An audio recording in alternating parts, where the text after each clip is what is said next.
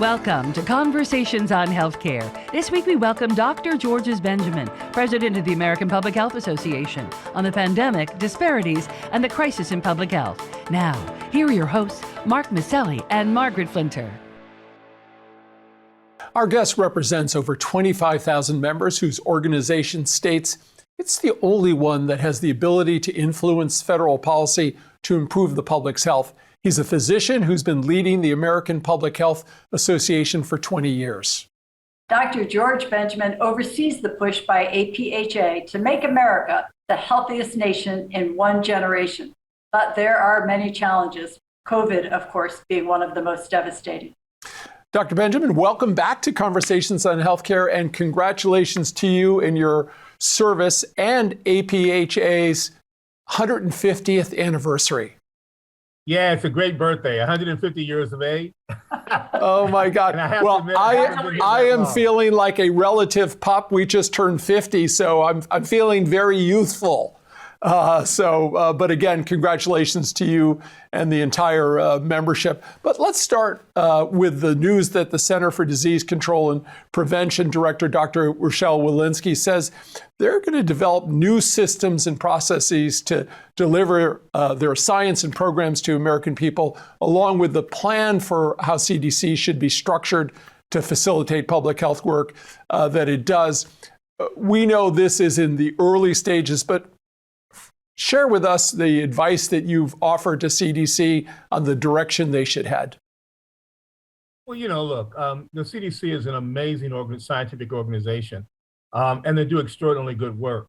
But if you think about it, they, in many ways, perform like a academic institution, lots of thought, lots of science, and then it takes forever to get the information out. And what we really want them to function at, because they now need to do that in this modern world, much more like a emergency preparedness entity. They've got to do fast science that's accurate and timely. They've got to make rapid operational decisions, and they need to give good guidance to the public as they go forward. And so that means they have to think differently, and they have to maybe in many ways be organized differently. And so they're looking at whether or not they can do that as one way of trying to improve their performance overall. Well, Dr. Benjamin, another piece of big news is there's a deal in the Senate for an additional $10 billion for the COVID-19 response. But, there's still pushback that public health departments need to be more accountable and maybe more transparent for how they've spent the money so far. Do you think this is a legitimate complaint? And is this something that health departments and health directors around the country are working to improve upon? Well, look, we're always want to be transparent and responsible for taxpayer funds.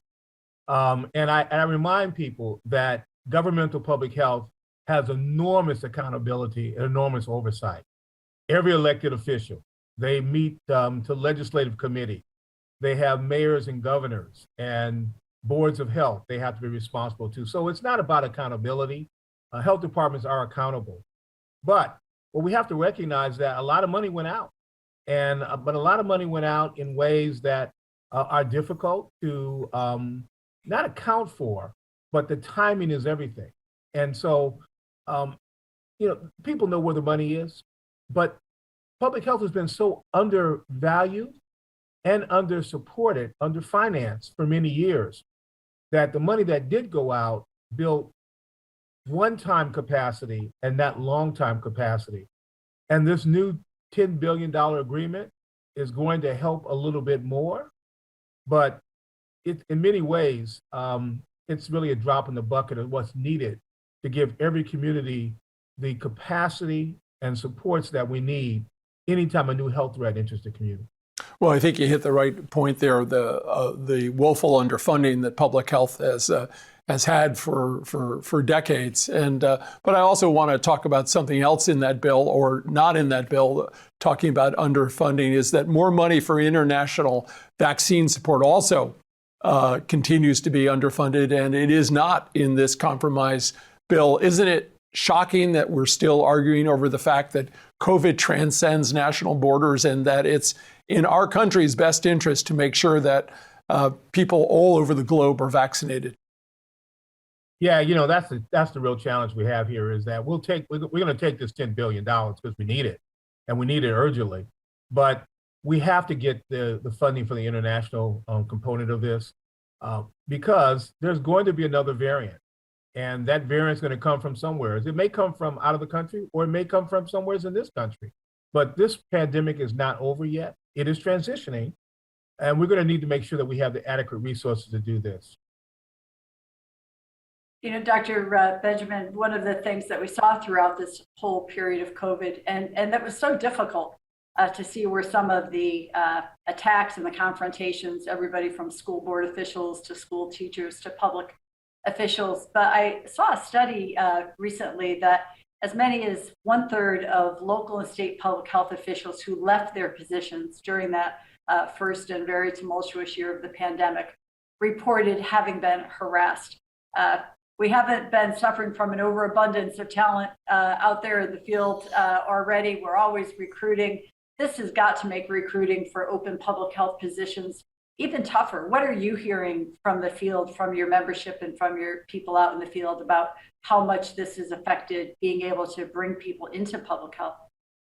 It's going to be a challenge. There was a lot of people that hung on just because they had a need to help the public. They felt it was important to do this work, but nobody wants to work in a hostile work environment. And quite frankly, many people now have found themselves in a hostile work environment. And the real tragedy in some of these situations is their bosses didn't have their back. And so we've got to do several things. Number one, we absolutely have to reestablish the rule of law. No judge would tolerate the kind of behavior that occurred in some of these town halls in their courtroom. And the security officials, police officials need to stand behind those public officials in those meetings. The public needs to treat them with respect. And of course, we always have to treat the public with respect. So we need to reestablish a thoughtful debate. That doesn't mean people won't get mad. That doesn't mean people won't raise their voices, but it still has to be done in a way that nobody feels threatened. And we have to do that very, very quickly. Because if we don't do that, the next time we have something really bad happen, the people that are best equipped, the smartest people in the room, they're not going to be there to help us. And I want to make sure that there's a good public health system for my grandkids. Well, I want to pull the thread on the thought of that we're a divided country, and yet the data suggests that, and I want to know what you think about this, but the data suggests that there's a higher mortality rate in counties that voted Republican in the 2020 presidential election, where the pandemic guidelines were less likely to be in place, compared to the counties that voted Democratic. Is this a case where only in some parts of the United States have an issue of trusting public health? And it certainly doesn't bode well, but tell me what your thoughts are. Perhaps we don't have a nationwide crisis, but we have one that's a little more segmented. Well, look, we have different views politically in this country. There's no doubt about that. But we've got to reestablish the point that nobody wants to have the water not safe to drink, the air not safe to breathe, or the food not safe to eat. Nobody wants to get infected from an infectious disease. And we have to continue to speak truth to power. And the outcomes that you just talked about are the results that in some communities, we had elected officials, as well as media hosts and other influencers who quite frankly gave a lot of misinformation and disinformation. It certainly politically has tracked along red and blue lines, but I just have to say there are certainly some conservative communities, some Republican communities where those governors and elected officials did the right thing. Mm-hmm. My governor Hogan in Maryland did the right thing. Governor DeWine did the right thing. But there are communities where people did not do the right thing. They did not follow the science. And we need to call them out when they do something that's wrong like that. And then we need to support people that are strongly in support of the evidence and science. That doesn't mean we don't have to listen to the public. And I think far too often people were saying, I want to do the right thing, but I don't want the government to demand that I do the right thing. And so we just got to figure out how we incentivize people differently But at the end of the day, sometimes you have to put in mandate, because if you don't do that, people get sick and people die. And we've just got to come to some consensus about how to do that. Look, we used to do it the right way, and we just have to continue to push until we can get our nation back together to on a reasonable pathway to improve the public's health. Well, I think, Dr. Benjamin, we're all in agreement that we yearn for the country having kind of a unified voice. Doesn't all have to have the same opinions, but to have, as an op-ed writer in the New York Times said recently, a healthy distance maybe between a group like the CDC and our political leaders that would give the agency a chance to very quickly and transparently communicate information to the public, even when it may not be politically convenient. I wonder what your thoughts are on that. Do you think there needs to be a sort of separating out of the CDC messaging from the rest of the administration? The challenge we have is that CDC needs to continue to do the good science-based evidence that they do. But we've got to come to the grips with the fact that public health does most of what it does through changing policy. If you're going to change policy, you're going to be in a political arena. That doesn't mean that we need to be politicians per se, but I do think we need to understand political science. And I think we need to improve our risk communication. We need to build those trust relationships before we need the trusting relationship. That means going into communities with people that disagree with you and talking with them and building that trust. And you can't do that behind the desk. You can only do that by getting out and going into communities, whether they're progressive or conservative, getting to know the people, getting trusted messengers. And we need to build a communications system so that when we see people saying really crazy stuff that has no evidence base, we can push back. And quite frankly, the people that have the time to give the wrong information, and are very good at it, by the way, are out there doing it each and every day for nefarious purposes. And we, as the public health community, need to have a better communication system. It needs to be funded and supported so that we can compete in that environment. It's very interesting. I'm thinking you've got many challenges in your role leading the APHA. One's a national one in terms of the conversation, but a lot of it's local. And the theme of the National Public Health Week this year is public health is where you are. But it seems that too many Americans don't see the connection or trust in public health. And I'm wondering, this is a little like, I don't like Congress, but I like my congressmen and women, right? Yeah. But as you think about the challenge you have, is there somewhere else in the globe, another country that you think you could look to as an example of what they're doing right? Is there anything that, as you think about your strategy, that you blend in from other parts of the world? Well, look, Taiwan did this pandemic fairly well. They've got a very comprehensive public health system. South Korea has one. Canada and Britain, although they've done some things to undermine their system in the last several years. Yeah.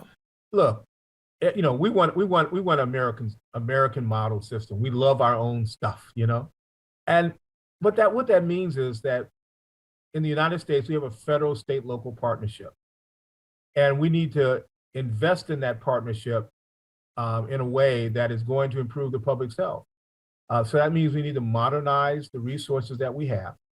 We need to bring our technology systems into the modern age. Look, there is something called the fax machine. I know that many of your listeners don't know what a fax machine is. But that's how, the old folks used to move paper over the wires from one point to another. And that's how public health was moving our data, using something called pens and pencils to write with. Now, my children don't know what that stuff is, And my point is, jokingly, which I guess it really shouldn't be a joke, everybody is able to move data around the world much faster than the public health and healthcare system was. And we need to modernize that data system so that we can make decisions in real time, rapidly, so we can make data-driven decisions. We need to have the technology that is available now so that when we get a new microbe organism that enters the community, we can look at its genetic structure very quickly and decide whether it's new and something we need to be worried about. Right now, the technology is there, but it just takes us far too long to do it. And other nations like Britain were able to track their strains very, very quickly. Now, we have built up that capacity in the United States, but it's still not where it needs to be. And quite frankly, while this is happening, Congress is still, debating over dollars for public health, which, quite frankly, the amount of money they want to put on the table is a rounding error in the federal budget. And so I just think that we need to, if we're serious about this, we need to act like we're serious. Well, Dr. Benjamin, I know we can't say that COVID's in the rearview mirror yet. And people have been telling us for the last couple of years that there'll be other pandemics in the future that we'll have to deal with. So we're all in learning mode about how we try and continually do things better. But we had scientist William Haseltine on the show in the past. He argued for a much more aggressive top-down public health initiative that worked elsewhere to control COVID, would have worked better here, maybe would be better in the future. Not sure all of our listeners even have a good sense of how public health is organized around the country, but what's your thought about that? Focus on top-down approaches versus more state-by-state or regional roll-up approaches? Well, healthcare, as you know, in this country is very decentralized, whether it's public health or medical care. And, we certainly would benefit from a more structured approach. I think that at the end of the day, until we change this issue called federalization, our system where public health is actually governed at the local level, and the laws that allow you to do stuff at the local level would have to be changed. And we would have to go through a national discussion to change that, quite frankly. Bill is right that you can get a lot more guidance if you get a lot more consistency into what we do. But I got to tell you, it's going to be a governance challenge. And right now, you saw the governors were really excited about support until it became politically untenable for some of the recommendations that came from the federal level. And then they went off on their own. And so I think that's the challenge we have to have, getting that consensus, keeping that consensus, and providing that support long term. But, there are places where it has worked. But until we build and everyone has agreement on what the public health system in the United States of the future ought to look like, we're going to continue to be vulnerable to new health threats as they enter the community. Well, you're down in Washington at your Washington office. Big day today in Washington. President Biden is going to host former President Barack Obama as they talk about the Affordable Care Act. Tell us what you expect, and also, again, just maybe underscore the benefit of the Affordable Care Act, that its impact has been on the health, and really focusing also on the equity lens of how it's helped transform, still work to be done, the lives of so many people throughout America. Well, we're the only nation, industrialized nation in the world that does not have a system for healthcare with everyone in and nobody out. The Affordable Care Act has gone a long way to making sure that everyone has quality, affordable healthcare coverage. Having said that, it also has gone a long way in improving the health and well-being of America overall. In fact, in states which have not expanded the Medicaid coverage in their states, they're not doing as well as, from a health perspective, as those states that have expanded Medicaid coverage. And today, President Biden has invited back President Obama to both celebrate the Affordable Care Act, but to also try to do some things to fix some of the glitches. So there's something called the family glitch, where people who are not eligible because of income, as an individual, they're eligible, but their family isn't. And so they're going to try to fix that today with tax credits, with the proposal on tax credits. And then they're going to go for one of the lessons that we learned during the COVID pandemic, where we enhanced the premium support for people in the health exchanges. We gave them more money, and we reduced the cost of healthcare for those individuals. And they're going to be proposing that they expand that. And I'm going to get a chance to watch them do that today, at least make their proposal. So I'm excited about that. That's great. Well, Dr. Benjamin, we send our congratulations to everybody who will be gathering at the White House. Certainly, the Affordable Care Act was the most significant legislation around healthcare of our careers, and we're so glad that you're going to be there to celebrate. And I don't want to miss this opportunity when we have you with us to give you a chance to maybe just speak about health equity a bit more.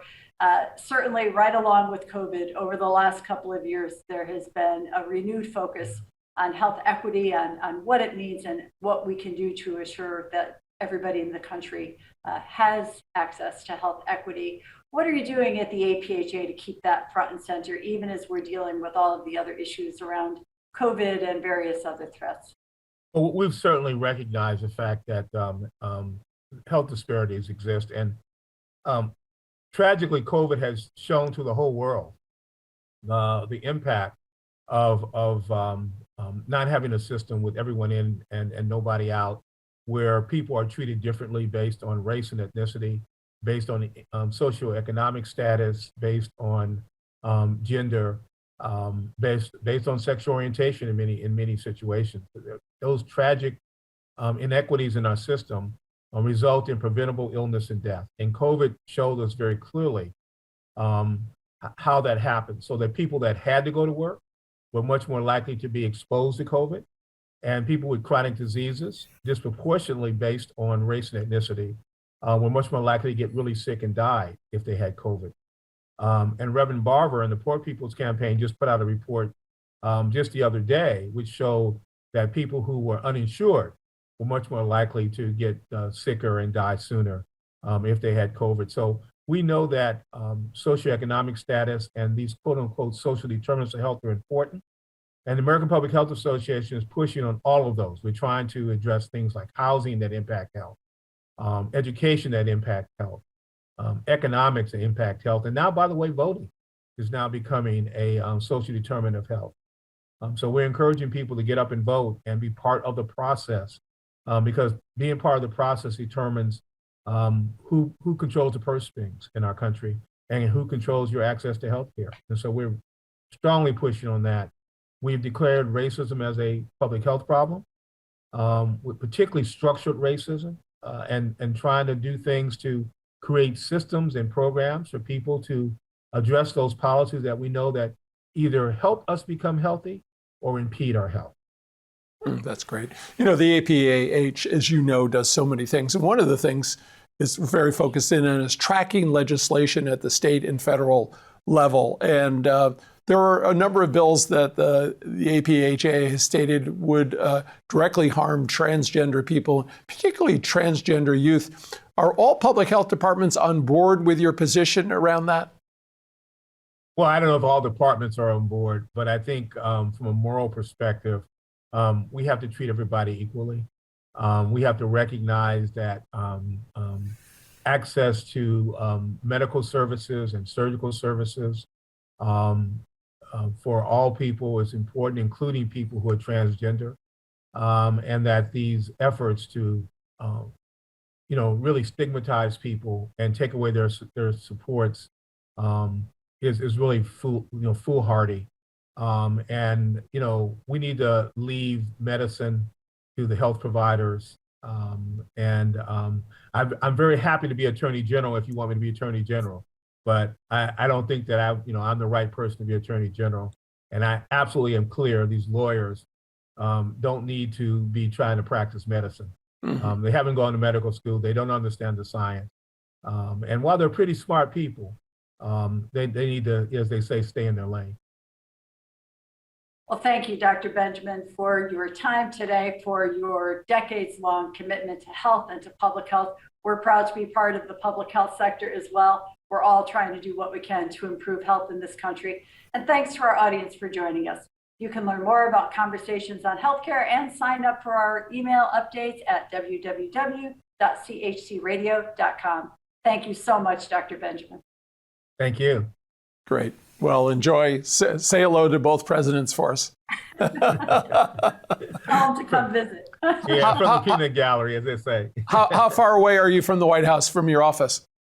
Oh, it's 15 minutes. That's good. Oh, good. Okay. Yeah, it's not far. Oh, that's great. Perfect. Well, again, thanks so much for returning back, and we continue to follow you and retweet much of what you guys are putting out there. So thanks so much. Thank you. Bye-bye. Bye-bye.